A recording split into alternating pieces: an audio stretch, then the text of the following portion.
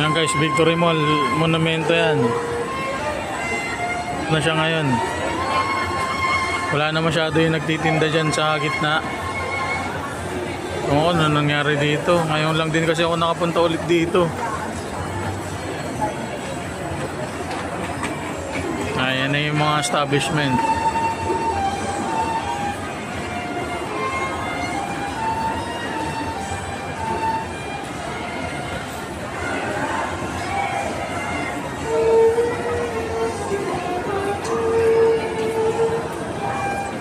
So yun lang guys, tamang video lang dito. Habang inaantay ko yung asawa ko na grocery kasi.